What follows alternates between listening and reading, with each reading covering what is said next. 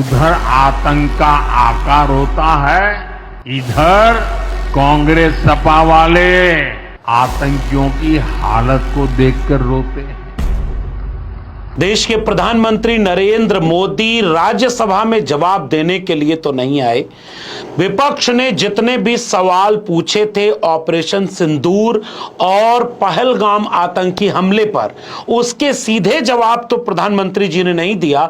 लेकिन आज जब वो अपने संसदीय क्षेत्र काशी में गए, किसानों को सम्मान निधि दे रहे थे, तो उस समय पहलगाम के आतंकी हमले और पाकिस्तान में आतंकी रो रहे हैं, परेशान हैं, बदहाल हैं और जाने क्या क्या दुखी होकर के कर रहे हैं, इसको कहते हुए ये कहने से नहीं चूके कि कांग्रेस और सपा के नेता पाकिस्तान और आतंकियों को रोते हुए देख के रो रहे हैं। पाकिस्तान दुखी है, ये तो सब कोई समझ सकता है, लेकिन पाकिस्तान का ये दुख कांग्रेस और सपा से सहन नहीं हो पा रहा। उधर आतंक का आकार होता है, इधर कांग्रेस सपा वाले आतंकियों की हालत को देखकर रोते हैं। अब आप एक बार सोच के बताइए कि क्या ये एक देश के प्रधानमंत्री की भाषा हो सकती है? क्या देश के प्रधानमंत्री अपने देश के दो सबसे बड़ी पॉलिटिकल पार्टीज को पाकिस्तान परस्त और आतंकियों से जोड़ करके कौन सी राजनीति कर रहे हैं? प्रधानमंत्री नरेंद्र मोदी जी, अगर आप में इतनी खुददारी थी तो आपने उस समय राहुल गांधी की इस चुनौती का सामना क्यों नहीं किया कि सदन में खड़े होकर के बोल दें प्रधानमंत्री कि डोनाल्ड ट्रंप झूठ बोल रहा है और एक भी राफेल विमान नहीं गिरे हैं। अगर आप कुछ करोगे तो महंगा पड़ेगा और आप फिर ऐसे कैसे प्लीज। अखिलेश यादव ने भी अपने भाषण में यह बात बोला था कि कितने जहाज उड़े जिस पर नींबू मिर्चा टांगे थे। हमारे सबसे बेहतरीन एयरक्राफ्ट जो नींबू और मिर्च लगा करके जिनकी पूजा की गई थी,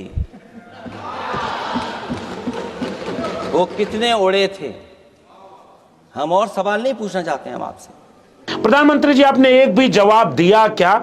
आपको सदन में जवाब देते बना नहीं, अब किसी सरकारी कार्यक्रम को पॉलिटिकल रैली की तरह बना करके आप ये भाषा बोलेंगे कि आपका सबसे प्रमुख विपक्षी दल के लोग आतंकियों को रोता देख करके रो रहे हैं। कौन रोया? कहां रोया? कब रोया?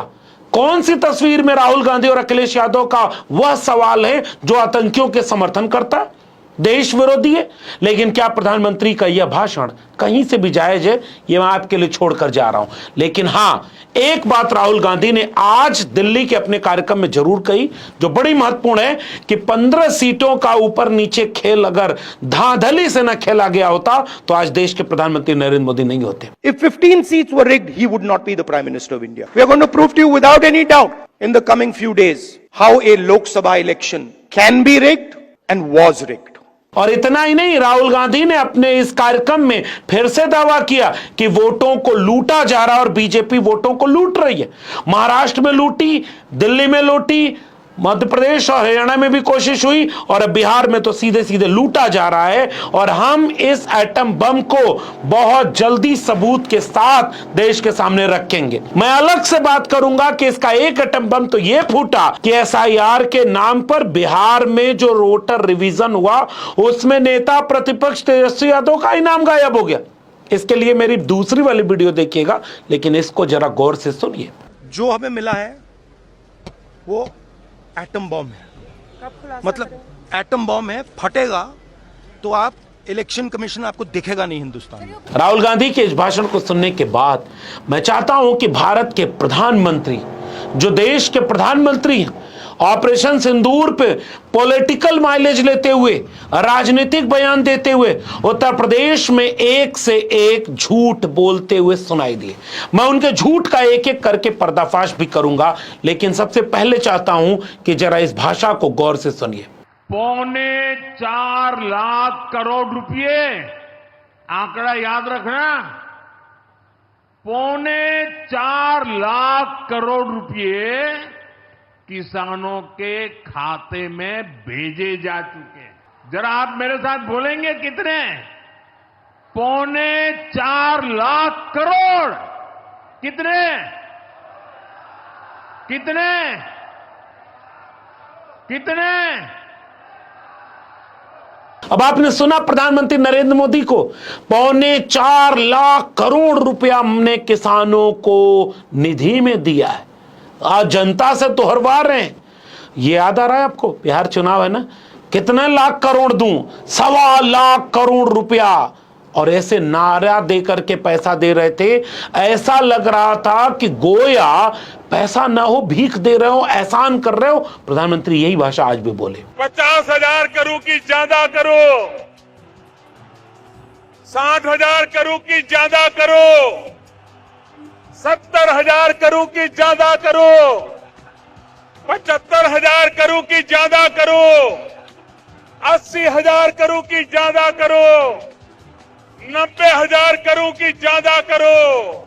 योगी आदित्यनाथ ने यहां तक कहा कि 11 साल पहले किसानों की स्थिति कितनी बुरी थी, 11 साल में किसानों के लिए कितना अच्छा हो गया। और 10 करोड़ किसानों को सौगात तो उत्तर प्रदेश में मिल गई, जिसमें से 2 करोड़ तो बनारस के हैं।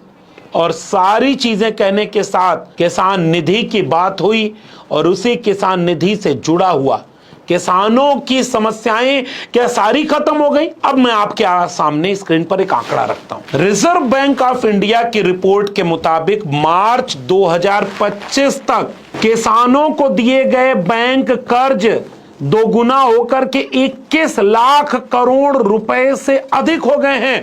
और यह बता रहा है कि अगर ट्रेंड जारी रहा तो 2015 से 25 के बीच में यह 3 गुना हो जाएगा। यानी किसानों का कर्जा पिछले 10 साल में 2 गुना से 3 गुना हो गया। और कौन था जिसके पुराने भाषण याद करो, दिखा रहा हूं कि साल 2025 तक किसानों की आमदनी दुगुनी होनी थी और पिछले 10 साल में किसानों का कर्जा दुगुना हो गया। कर्जा माफ क्यों नहीं हो रहा? हमारी सरकार बहुत ईमानदारी से कोशिश कर रही है कि देश के किसानों को हर वो साधन संसाधन दिए जाए जिससे वो वर्ष 2022 तक अपनी आय 2 गुनी कर सके। अगर कई लाख करोड़ रुपए उद्योगपतियों का एनपीए माफ कर सकता है बैंक नॉन परफॉर्मिंग एसेट बना करके, तो किसानों का कर्जा बढ़ता जा रहा है बैंक के ऊपर। आप पैसा देकर के किसानों की समस्या को खत्म कर देंगे। और इस कर्जे का क्या किसानों का कर्जा माफ नहीं होना चाहिए? क्या किसानों को बिजली सस्ती दी आपने? क्या किसानों को सिलेंडर 10 साल में महंगा हुआ कि नहीं? 3 गुना बिजली महंगी हुई, सिंचाई महंगी हुई, बीज खाद महंगे हुए। खाद के लिए उसी उत्तर प्रदेश में किसानों ने लाइन लगाई, लाठी खाया। सांड जो आपका प्रिय पशु था, उसको तो योगी जी बगल में बैठे हैं, उनसे आपको दूरी नहीं हुई। किसान इंतजार कर रहा है साहब कि आपको वो जवाब दे कि केवल पैसा उनके अकाउंट में दे करके उनको ये एहसास कराना कि देखो दे दिया तुमको, तुम्हारी सारी समस्या खत्म हो गई। लेकिन किसानों की समस्या पर बात ही आप नहीं करते। सपा के समय में यूपी में अपराधी बेखौफ थे और निवेशक यहां आने से भी डरते थे।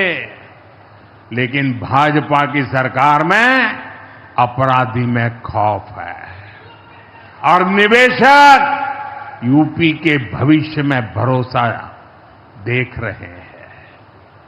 मैं विकास की इस रफ्तार के लिए यूपी सरकार को बधाई देता हूं। एक बात गौर किया आपने, प्रधानमंत्री नरेंद्र मोदी जब बोल रहे थे कि उत्तर प्रदेश में अच्छा काम हो रहा तो मुख्यमंत्री का नाम ही नहीं लिया। उन्होंने कहा हमारी सरकार ने अच्छा काम किया। और पुलवामा पहलगाम क्या क्या बोलते रहे रे भाई। वहां पर जाकर के ये भी बोलते रहे कि उत्तर प्रदेश में कितना निवेश आ गया, कानून का राज आ गया। मैं चाहता हूं कि कानून के राज की बात जब हो तो उत्तर प्रदेश के प्रतिदिन, जैसे आज का ही एक वीडियो मैं आपको दिखा रहा हूं, समाजवादी पार्टी जो उत्तर प्रदेश की सबसे प्रमुख विपक्षी पार्टी है, वो आज के अपराधों की एक वीडियो आपको रोज एक वीडियो बनाती है।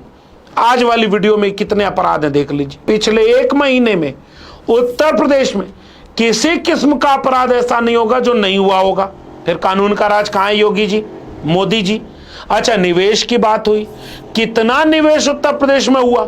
मैं चाहता हूं कि पिछले 1-2 वर्षों में ही जितनी बार निवेश के लिए कार्यक्रम हुआ लखनऊ में, उत्तर प्रदेश में, और उसके बाद कितने निवेश का दावा किया गया और कितना निवेश आया, कितने उससे नौकरी मिली, उत्तर प्रदेश को निवेश कितना मिला, केवल आप अखिलेश यादव के 2-3 बयान सिलसिलेवार सुन लीजिए, आपको पोल खुलती दिख जाएगी कि देश के प्रधानमंत्री और उत्तर प्रदेश के मुख्यमंत्री जो बोल रहे हैं उसमें कितनी सच्चाई है। उत्तर प्रदेश में जितने मुख्य लोग हैं वो इन्वेस्टमेंट नहीं ला रहे हैं, वो अपनी जेबों को भरने के लिए इन्वेस्टमेंट तलाश रहे हैं। और उसका परिणाम यह है कि बेरोजगारी नंबर 1 पर है, किसान तबाह हो गया। जो ये कहते थे आय दोगुनी करेंगे, मुझे ये बताएं, बुंदेलखंड का किसान, सरसों की कीमत क्या दी सरकार ने, तिल की फसल की कीमत क्या दी? वहां के किसान मूंगफली के धरना देते रहे। जो लोग दावा कर रहे थे कि आय दोगुनी होगी, उन्होंने गरीबों किसानों की आय को खत्म कर दिया, मंडी बनी नहीं। और जिस सड़क को प्रधानमंत्री ने बनाया, उद्घाटन किया, उद्घाटन के बाद ही से मेंटेनेंस हो रहा उस सड़क का, सोचिए आप। तो इन सारे बयानों को सुनने के बाद आपको नहीं लगता कि प्रधानमंत्री जी को जब भाषण देना चाहिए तो हर भाषण चुनावी भाषण की तरह नहीं होना चाहिए, हर भाषण विपक्ष को अपमानित करने वाला नहीं होना चाहिए? विपक्ष में तो आप भी थे साहब, और आपके लिए कभी किसी ने कैसी भाषा बोली? आज आप सपा की साइकिल और कांग्रेस को देश विरोधी, आतंकी परस्त क्या क्या बोलते जा रहे हैं। इसलिए मैं चाहता हूं कि आप ही हैं वो जो कहते थे कि लोकतंत्र में अगर आलोचना नहीं होगी तो लोकतंत्र मर जाएगा। नहीं, सॉरी, लोकतंत्र मर जाएगा। आलोचना अनिवार्य है, वरना लोकतंत्र बर्बाद हो जाएगा जी। अगर विपक्ष आलोचना करे तो लोकतंत्र मरेगा कि जिंदा होगा? प्रधानमंत्री जी अपना वाला भाषण देखने के बाद आप क्या कहेंगे? दूसरा सवाल, जितने सवाल आपसे सदन में पूछे गए, सीधा उनका जवाब अगर नहीं मिला तो आपको रैली करके फिर अनाप शनाप ये भाषा कि आतंकी रो रहे हैं तो सपा और कांग्रेसी रो रहे हैं। कहां रोया है? एक प्रमाण दे दीजिए, सबूत दे दीजिए। और जो सवाल उन्होंने पूछा वो सवाल देश का सवाल है कि नहीं, ये मैं जनता के ऊपर छोड़े जा रहा हूं। फिर वही बात मैं दोहराऊं जिसकी वजह से पहलगांव हुआ, जिसकी वजह से पुलवामा हुआ।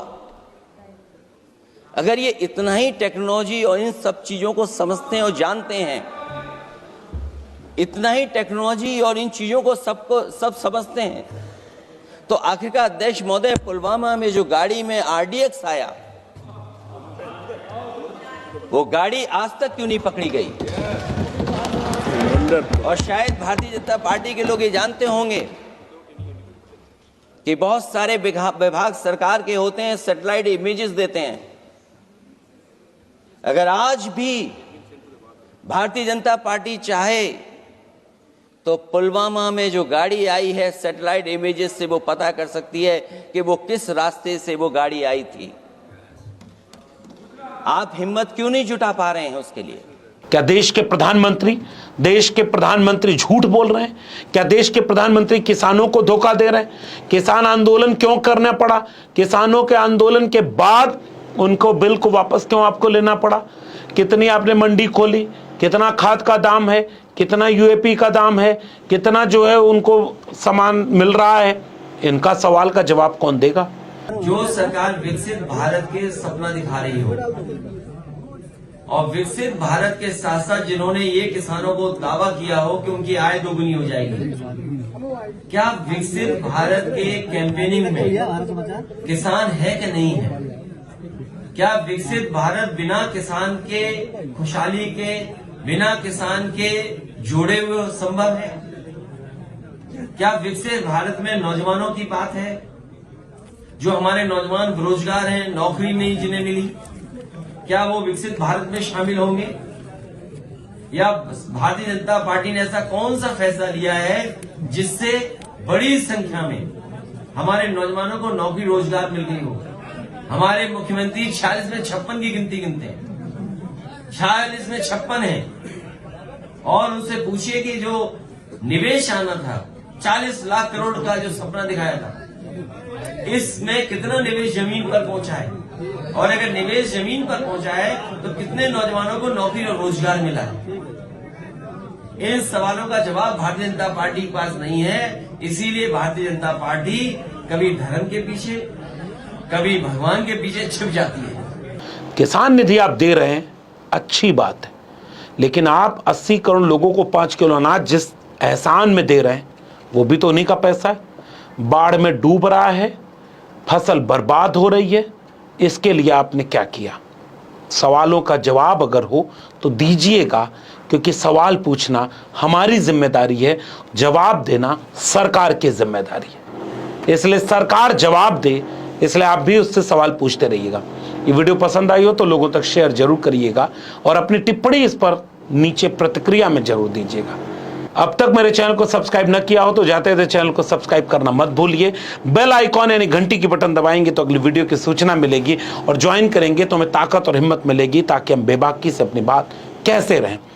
अगर आप इस वीडियो को ट्विटर यानी एक्स या फेसबुक पर देख रहे हैं तो हमें फॉलो करना मत भूलिए। फिर मिलेंगे, तब तक के लिए बहुत बहुत धन्यवाद।